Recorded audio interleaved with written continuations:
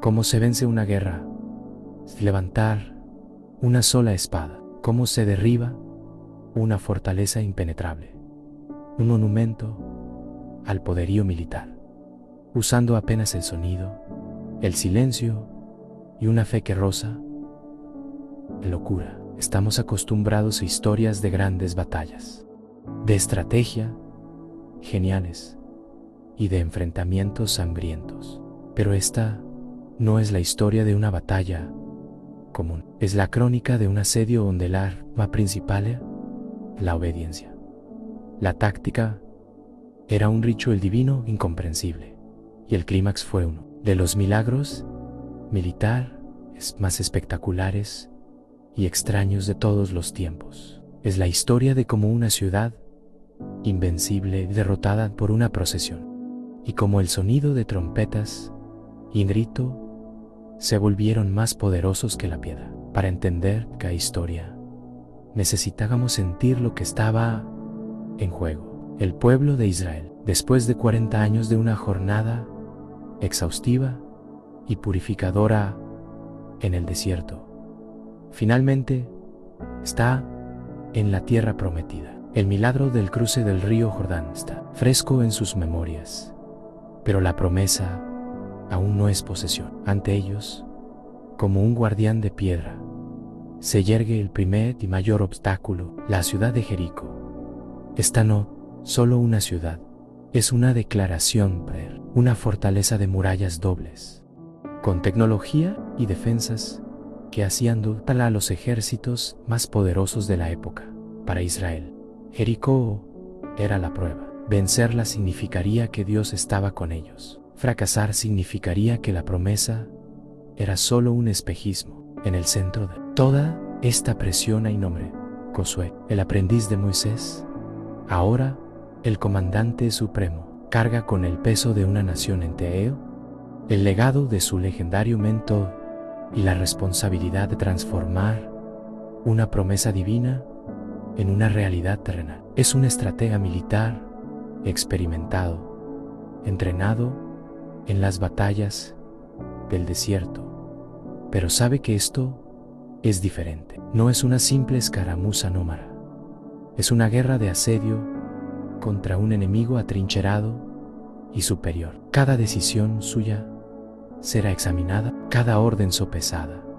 La primera batalla en la nueva tierra definiría el tono para toda la campaña de conquista. El éxito inspiraría a una nación, el fracaso la desmoralizaría por completo. Antes de cualquier plan de ataque, Josué recurre a una táctica militar clásica: la inteligencia. Envía a 2 espías dentro de la fortaleza para evaluar las defensas, la moral del enemigo y la topografía de la ciudad. La misión es de altísimo riesgo y el peligro se manifiesta casi de inmediato. Son descubiertos, suena la alarma, las puertas de la ciudad se cierran, atrapados en territorio enemigo, con los guardias del rey pisándoles los talones. El destino de los espías parece sellado, en un callejón oscuro, sin salida. La primera iniciativa de la gran conquista de Canaán está a punto de terminar en un fracaso catastrófico y en la ejecución de sus mejores hombres. La misión estaba comprometida. Cuando toda esperanza parece perdida, la salvación ser de la fuente improbable. Una mujer llamada Rahab, descrita por la Biblia como una prostituta, los acoge. Ella no es una patriota israelita ni una seguidora de largo tiempo de su Dios. Es una cananea, una paria dentro de su propia ciudad, pero actúa con una convicción impactante. Los esconde en su azotea, bajo los tallos de lino que se secaban al sol, mintiendo a los guardias del rey y arriesgando su propia vida para proteger a los enemigos de su pueblo. Su acto no está motivado por dinero ni por un acuerdo inicial. Está motivado por algo que escuchó y que eligió creer. En el silencio de la noche, Rahab revela su motivación. No los salvó por casualidad, los salvó por fe. Relata a los espías que todo el pueblo de Jericó está paralizado de miedo, pues han oído las historias de los milagros de Israel, como Dios secó el mar rojo y cómo derrotaron a reyes poderosos. Y entonces hace una de las mayores confesiones de fe del Antiguo Testamento, viniendo de una mujer pagana. Sus palabras son asombrosas. El Señor, vuestro Dios, es Dios arriba, en los cielos, y abajo, en la tierra, declara. Ella reconoce la soberanía del Dios de Israel, y en base a esa fe, apuesta su vida al lado ganador, a cambio de su vida. Los espías hacen un juramento solemne. Prometen salvar a Rahab y a toda su familia cuando la ciudad sea invadida.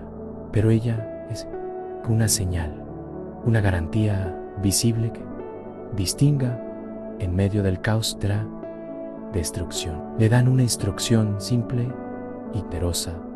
Debe atar un cordón de hilo de escarlata en su ventana. Esa cuerda roja, la misma que usaría para ayudarlos a escapar por la muralla, se convertiría en su faro de salvación. Sería un blanco de misericordia para el ejército invasor, un símbolo visible de un pacto hecho en la oscuridad, basado en un acto de fe que estaba resquebrajando los cimientos de Jericó. Con el pacto sellado, Rahab los ayuda a escapar. Descienden por la cuerda a través de su ventana, que convenientemente formaba parte de la propia muralla de la ciudad. Ella les da una última. Los espías regresan al campamento de Israel bajo el velo de la oscuridad. Traen consigo más que solo información sobre las defensas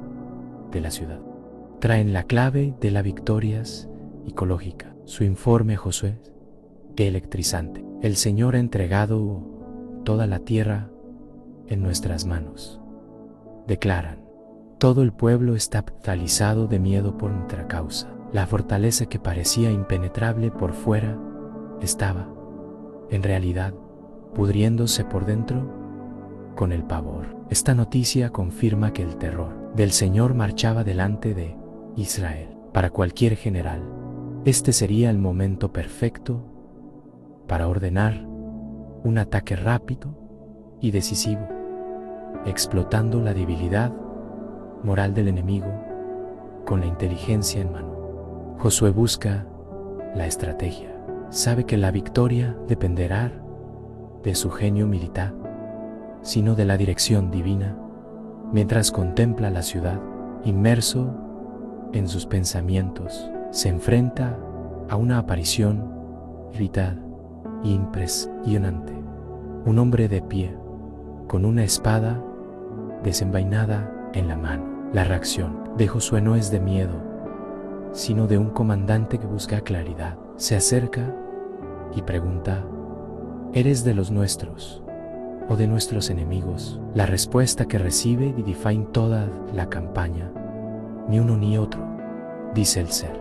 Vengo ahora como comandante de ejército del Señor. Josué se da cuenta de que no está hablando con un simple ángel, sino con la autoridad suprema del ejército celestial. Ante el comandante divino, el líder de Israel se convierte en un siervo humilde. Josué cae rostro en tierra. En adoración pregunta: ¿qué mensaje tiene mi Señor a su siervo? La primera orden que recibe es una estrategia de batalla, sino un llamado a la santidad. Quítate las sandalias de los pies, ordena la figura celestial, porque el lugar en que estás es santo. Estas son las mismas palabras que Dios le dijo a Moisés en la zarza ardiente. Es un eco deliberado y poderoso. Dios está validando el liderazgo de Josué, conectándolo directamente con el legado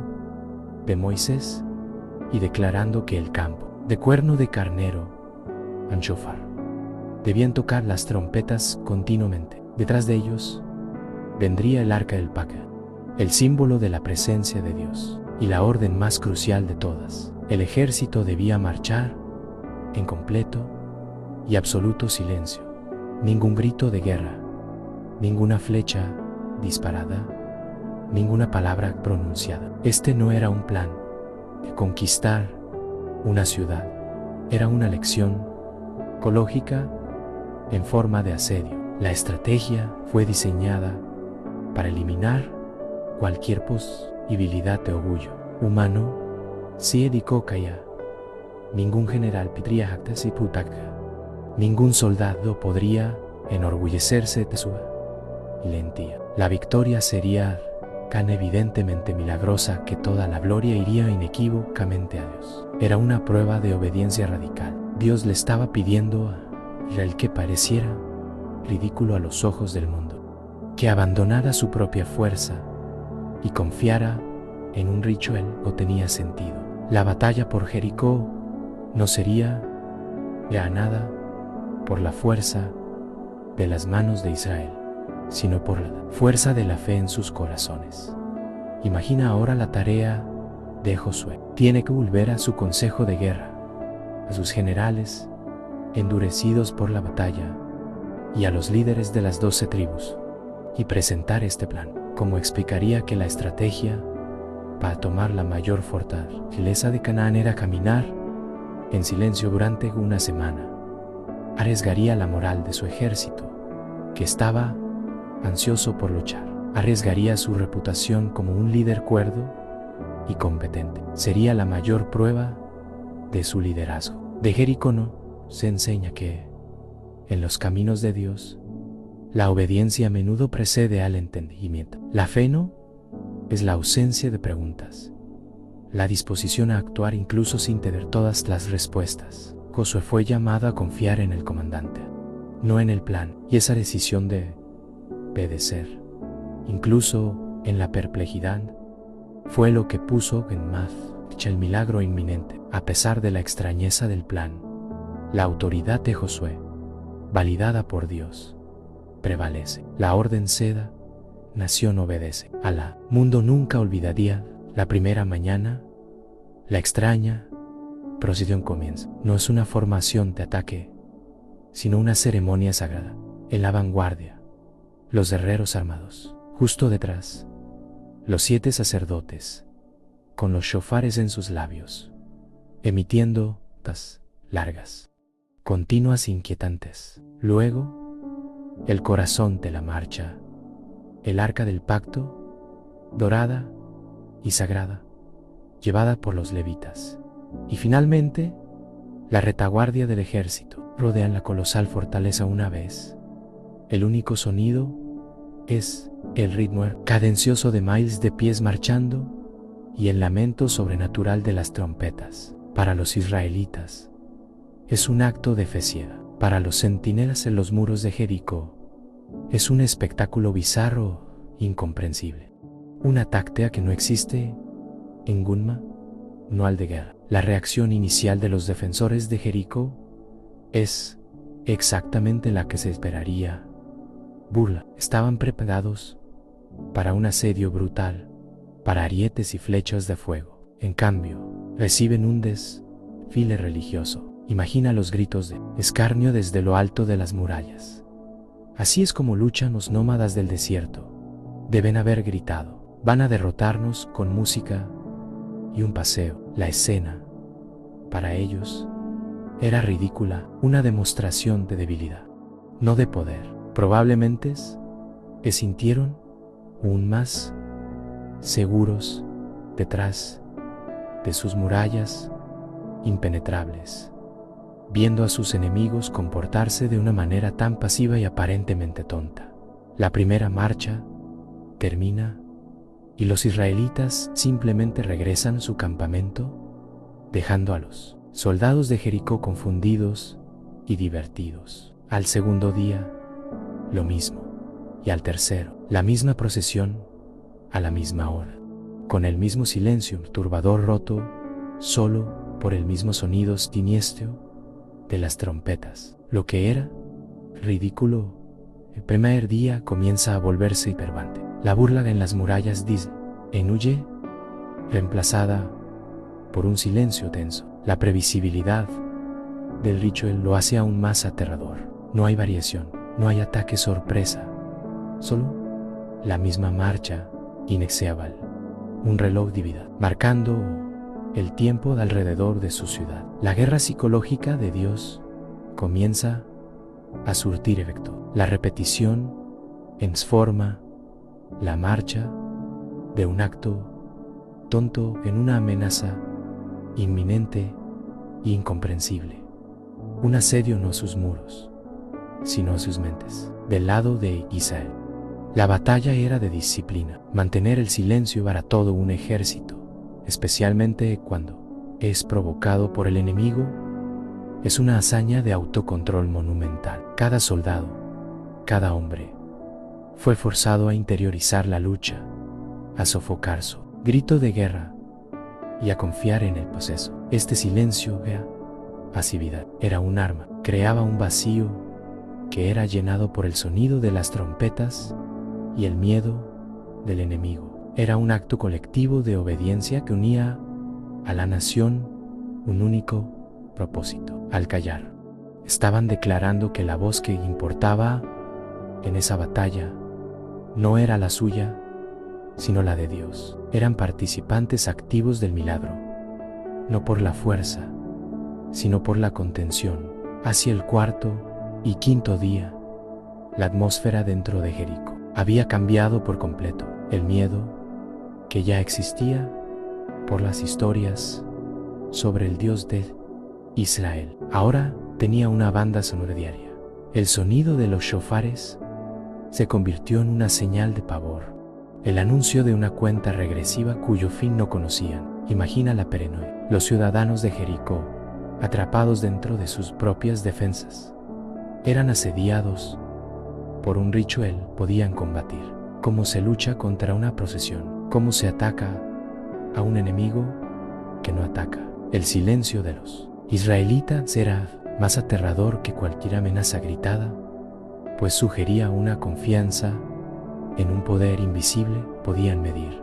La brillantez de la estrategia divina se revela. Antes de derribar las murallas de piedra, Dios estaba demoliendo sistemáticamente las murallas internas de coraje, confianza y arrogancia de Jericó. Era un asedio a la psique. Cada paso de la marcha silenciosa era un golpe de martillos psicológico. Cada nota de la trompeta era una grieta en su moral. El ritual diario comunicaba un mensaje aterrador.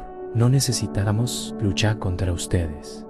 Nuestro Dios lucha por nosotros. Su tiempo se ha acabado. La victoria ya se estaba conquistando en los corazones y mentes de los habitantes de Jericó mucho antes de que la primera piedra de su muralla se moviera. La estrategia de Jericó nos enseña una lección funda sobre nuestras propias batallas. Hay murallas en nuestras vidas, problemas, vicios, situaciones que parecen impenetrables, que no cederán a nuestra fuerza bruta. La historia nos invita a considerar una táctica diferente: la persistencia de la obediencia, la disciplina de la fe, incluso cuando el mundo a nuestro alrededor considera las acciones tontas o ineficaces. Algunas de las mayores victorias no se conquistan en la confrontación directa,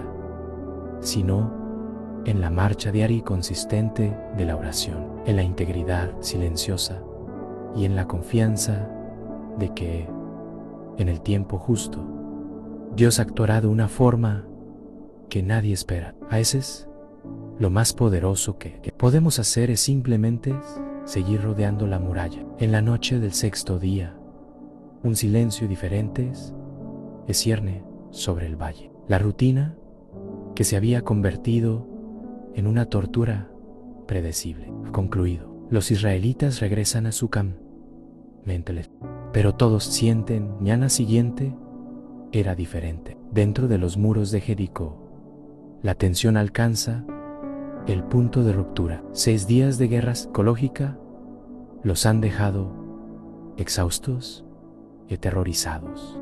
No saben imperar. Solo que el ritual no puede continuar para siempre. La noche, larga y llena de presagios. El escenario está listo. La fe de Israel ha sido probada.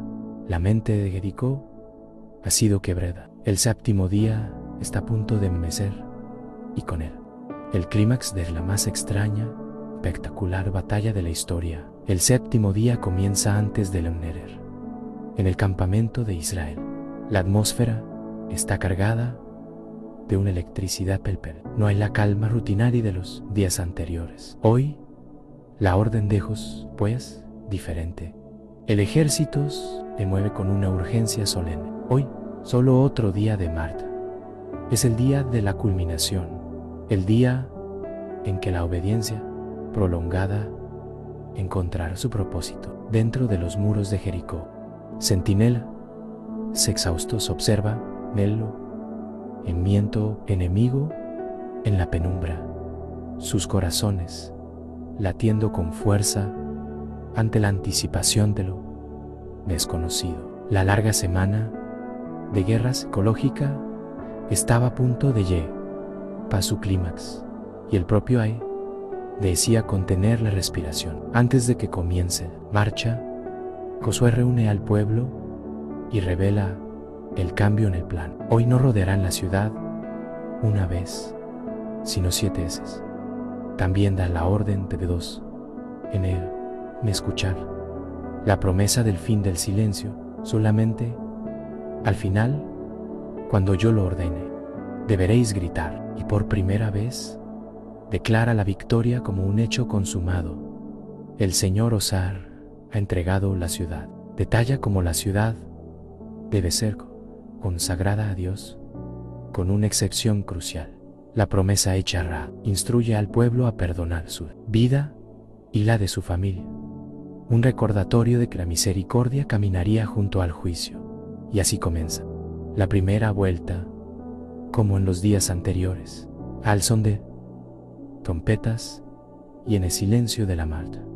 Pero, en lugar de regresar al campo frente a la, continúan la segunda vuelta, la tercera. Con cada vuelta, la expectación para los israelitas es una prueba de resistencia física y de fe prolongada. El sol se eleva, el calor aumenta, pero ellos continúan. Para los habitantes de Jericó, observando desde sus murallas, la escena es hipnótica y aterradora. El ritual familiar día roto. Cada nueva vuelta es un clavo más en su ataúd psicológico. La ciudad entera está en suspenso, atrapada, observando cómo el lazo se aprieta cada vez más alrededor de su cuello. Después de la séptima y última vuelta, la procesión viene, y entonces el sonido más pesado de toda la semana cae sobre el valle. El silencio, las trompetas callan, los pies han de marchar. Un silencio absoluto y profundo envuelve la fortaleza y el ejército. Todo el movimiento, todo el sonido ritualístico que definió los últimos 7 días cesa. Es el momento de mayor tensión, el punto de ruptura. Cientos de miles de israelitas, un ejército entero, permanecen inmóviles, con los ojos fijos en Josué, esperando la señal.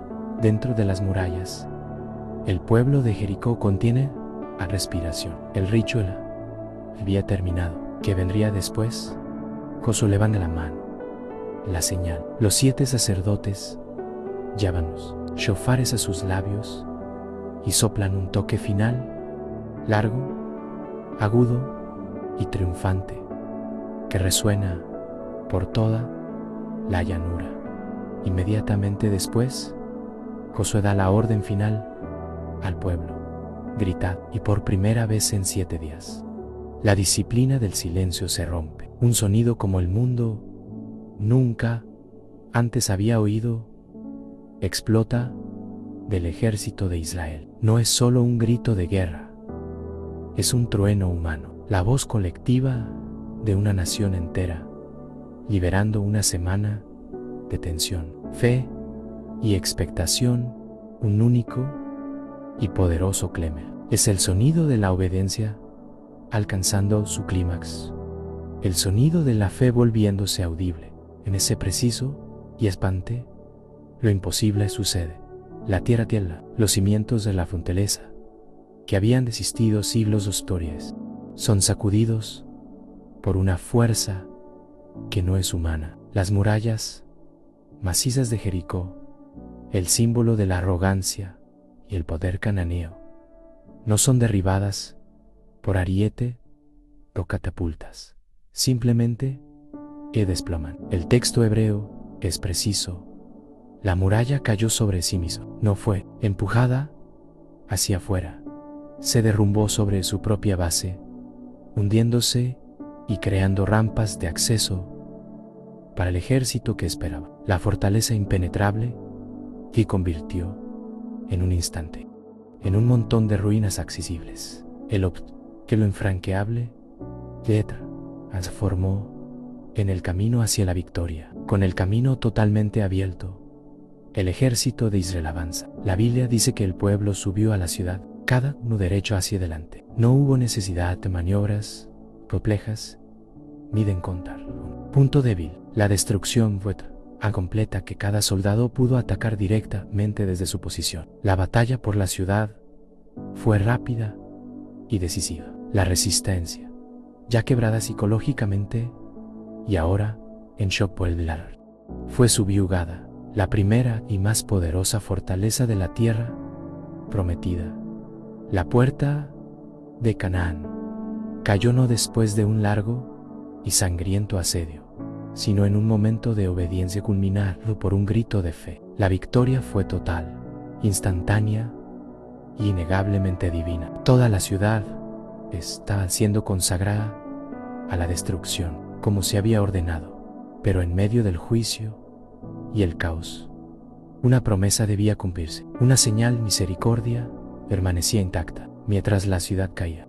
Los ojos de los líderes de Israel buscaban una cuerda roja, el símbolo de un pacto hecho en la fe con una mujer que estaba en el escalón más bajo de la sociedad de Jericó. Josué, el conquistador, ahora se volvería para cumplir su papel como guardián de una promesa. La destrucción era la prueba del poder de Dios, pero el rescate que seguiría sería la prueba de su fidelidad. En medio del fervor de la victoria, con la ciudad consagrada a Dios, la primera orden de Josué sobre saqueo, su estrategia militar futura, es sobre el honor. Se vuelve hacia los dos hombres que hicieron la promesa en la oscura azotea y les da una orden directa: entrad en la casa de la prostituta y sacadla de allí con todos sus parientes, como se lo jurasteis. Este momento es crucial, demostrando que la fidelidad de Dios y, por extensión, la integridad de su pueblo es tan importante como su poder. La promesa hecha a una mujer, una niña, una paria, no era una nota al pie de página en la historia. Era un pacto sagrado que debía ser honrado incluso en medio del fuego del juicio. Los dos espías navegan por la ciudad en ruinas, buscando la señal, y entonces la ven. Un milagro dentro del milagro. La casa de Rahab, construida sobre la propia muralla de la ciudad, debería haber sido la primera en derrumbarse. Sin embargo, esa sección específica de la defensa de Jericó permaneció intacta, como si una mano invisible la hubiera sostenido. El cordón escarlata, colgado de la ventana, no era solo un marcador para los espías. Era un testimonio visible de protección de Dios sobre un acto de fe. El mismo poder que derribó las murallas para el juicio fue el poder que sostuvo una parte de ellas para la salvación, demostrando que la fe crea una excepción divina incluso en la más amplia de las destrucciones. Los espías entran en la casa y encuentran a Rahab, que había cumplido su parte del trato. No estaba sola. Había reunido a su padre, a su madre, a sus hermanos y a todos sus parientes bajo su techo, confiando en la promesa de los espías. Son entonces conducidos fuera de la ciudad condenada, una pequeña isla de vida moviéndose a través de un mar de destrucción. Son llevados a un lugar seguro fuera del campamento principal Israel. La promesa fue cumplida en su totalidad. La fe de una sola mujer la salvó a sí misma. Se convirtió en un escudo para toda su familia, rescatándolos de las ruinas de su mundo y llevándolos al umbral de un nuevo futuro. El rescate de Rahab no fue temporal. El texto bíblico afirma que ella y su familia vivieron en medio de los israelitas hasta el día de hoy. Este detalle es de una importancia ecológica de inmensa. No solo fue salvada de la muerte, fue adoptada por la nación del pacto. La mujer cananea, la prostituta de una ciudad maldita, fue injertada en el pueblo de Dios. Su pasado fue borrado no por sus obras, sino por su fe en el Dios de Israel. Una fe que la llevó a actuar con valentía. Su historia se convierte en una de las primeras y más poderosas demostraciones en el Antiguo Testamento de que la fe, y no el linaje, es lo que verdaderamente define identidad de alguien ante Dios. La historia de Rahab no termina aquí. Su integración en Israel es tan completa que se casa con un líder de la tribu de Judá llamado Salmón. Juntos tienen un hijo llamado Buz, el mismo Buz que más tarde se casaría con Ruth, y a través de este linaje, esta mujer improbable, salvada de las murallas de Jericó, se convierte en tatarabuela del mayor rey de Israel, David, siglos más tarde.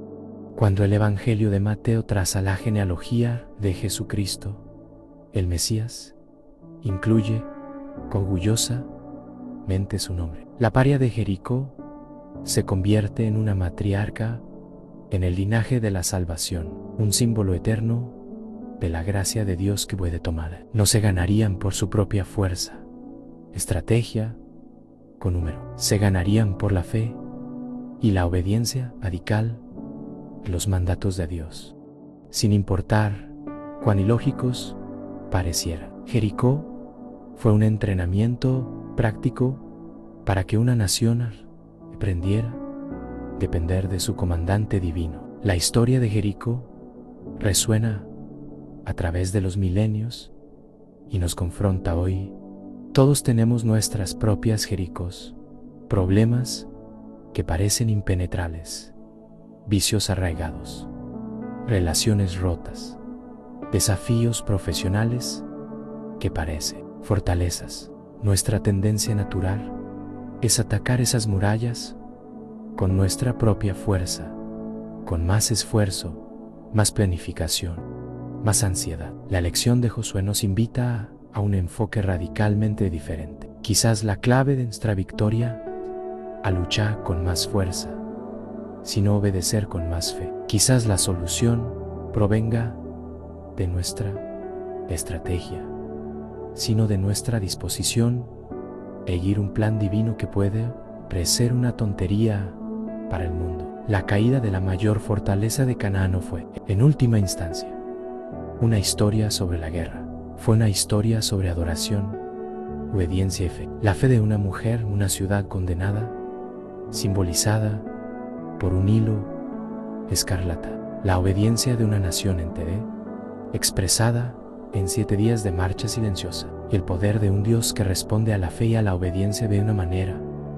que destroza las defensas más fuertes. La lección de Jericó es que las murallas que nos rodean deben ser altas, pero no son más altas que la promesa de Dios. Y a veces, el arma más poderosa que Él nos da es simplemente el coraje de creer y obedecer.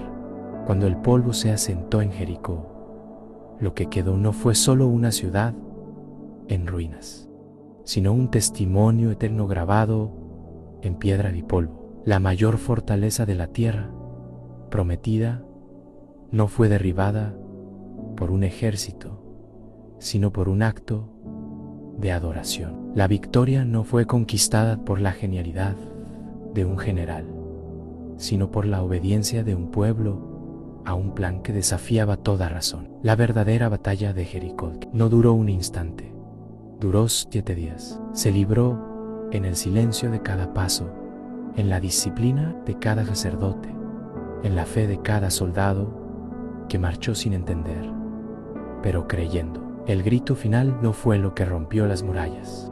Fue solo el amén de una fe que ya había hecho suya. Esta historia te enseña que el poder de Dios no se manifiesta para dar recompensa, otra fuerza, sino para honrar nuestra confianza en Él, especialmente cuando parece más ilógica. Las murallas de Jericó son más que una historia antigua, son una invitación a reevaluar las fortalezas en nuestras propias vidas, los problemas que parecen impenetrables, los obstáculos que se burlan de los mejores esfuerzos. La lección de Josué y de Israel no es que luchemos con más fuerza, sino quizás que marchemos idílico, vez no en más fe. La historia nos muestra que la solución de Dios rara vez se parece a la nuestra.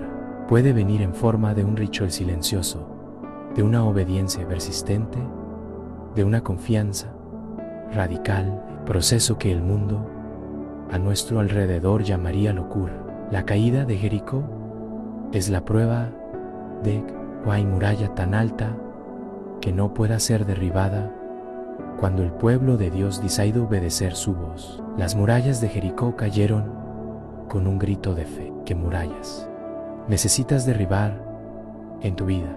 Deja tu comentario.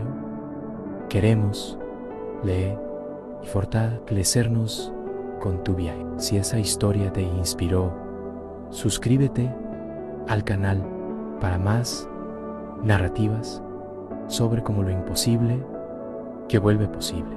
Dale me gusta al video para ayudarnos a llegar a más personas y activa las notificaciones, porque la próxima batalla ya está por comenzar. Hasta entonces, que tu obediencia sea la llave de tu victoria. Quédate en paz.